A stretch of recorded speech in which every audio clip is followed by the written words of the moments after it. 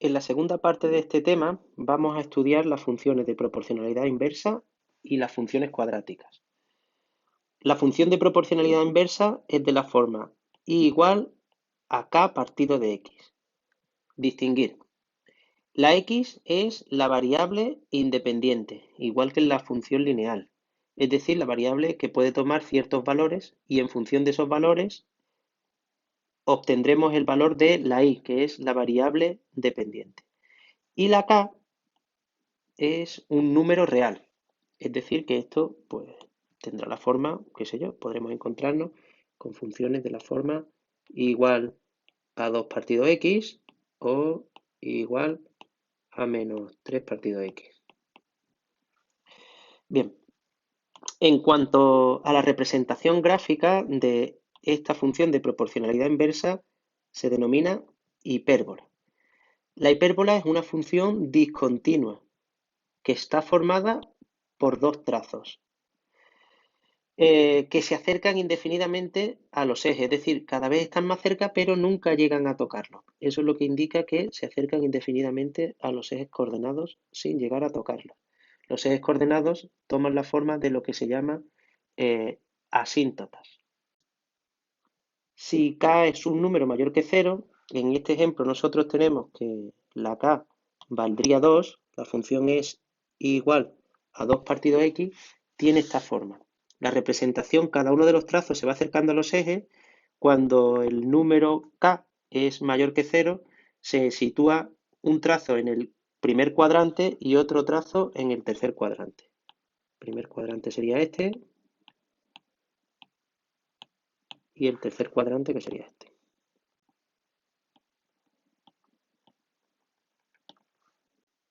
Si la k es un número negativo, en este caso sería menos 2 partido x, la representación cambia, aunque la forma es similar. Son dos trazos, pero ahora esos dos trazos se sitúan en el segundo cuadrante y en el cuarto cuadrante.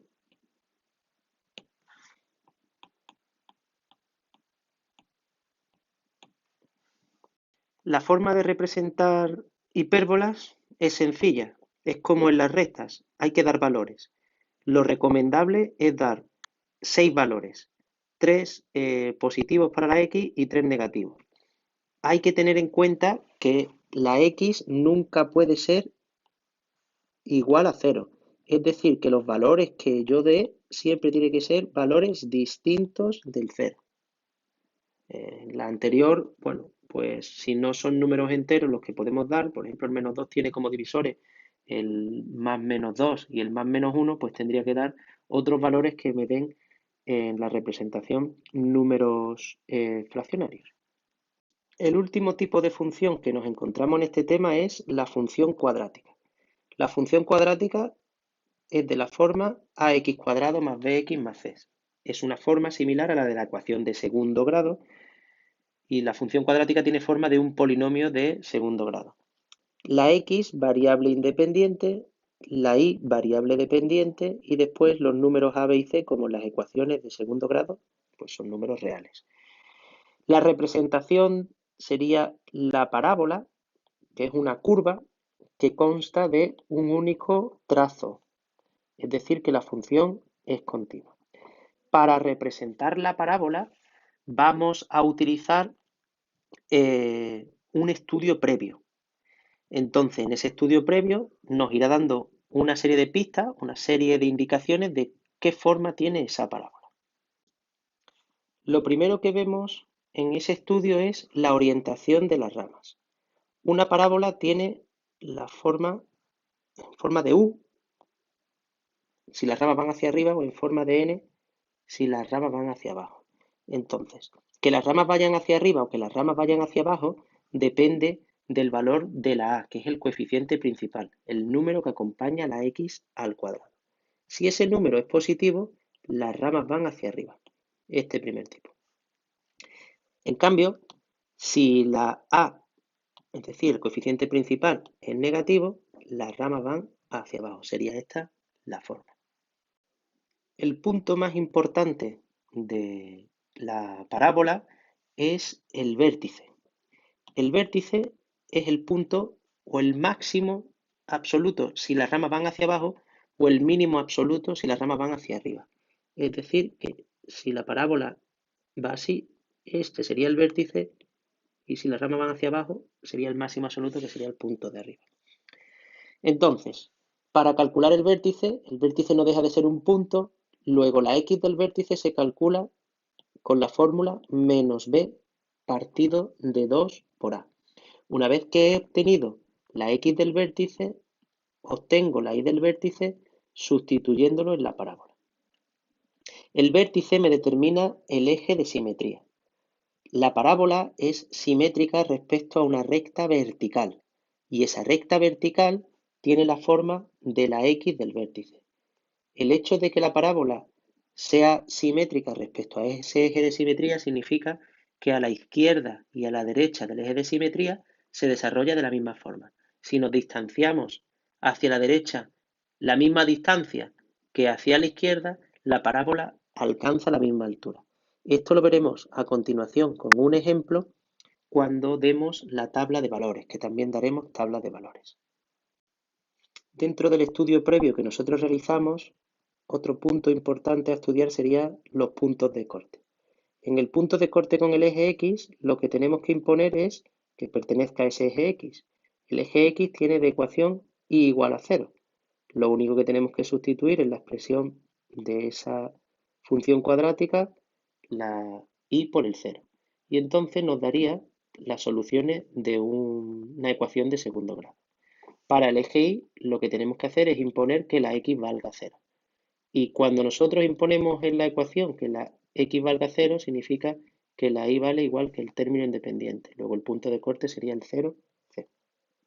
Por último, daríamos una tabla de valores. El número de puntos que hay que dar en la tabla de valores dependerá del número de puntos que hayamos calculado anteriormente.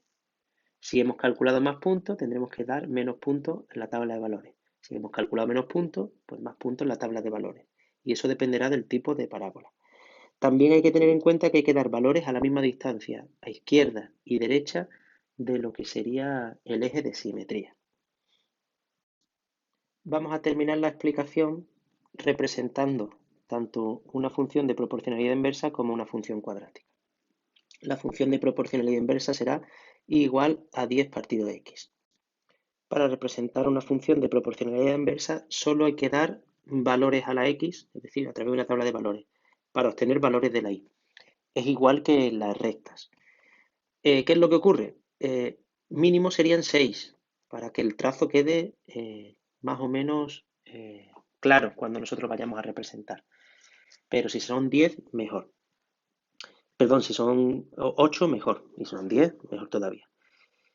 Todo dependerá del número de divisores del numerador. En este caso, el numerador es el 10, que tiene como divisores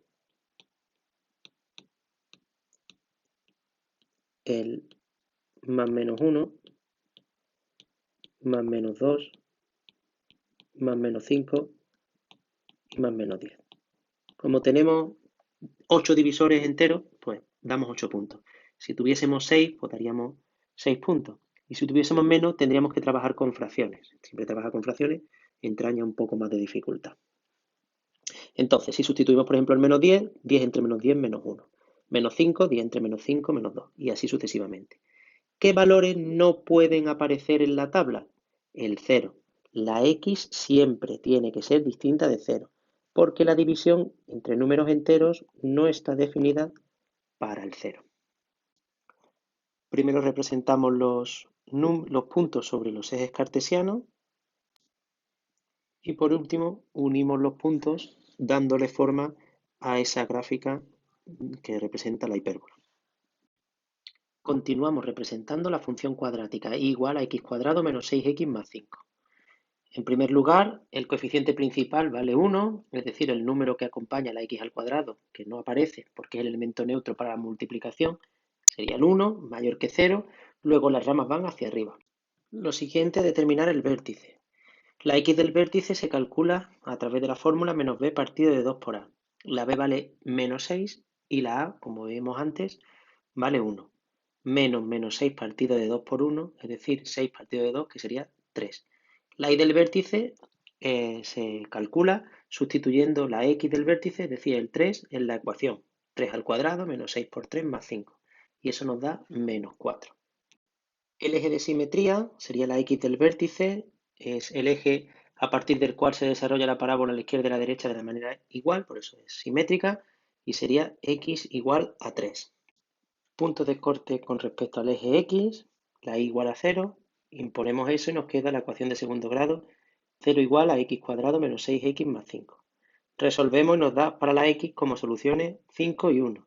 Luego los puntos de corte serían el 5,0, 1,0. Con respecto al eje y, sería x igual a 0, sustituimos y nos queda el término independiente, luego la y nos vale 5, el punto de corte con respecto al eje y sería el 0, 5.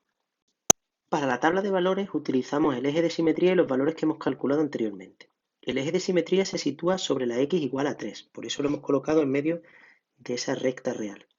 A la izquierda sería el 2, a la derecha el 4, que no nos ha aparecido, luego lo incluimos en la tabla de valores. Más a la izquierda sería el 1 y más a la derecha el 5, y ese sí que ha aparecido.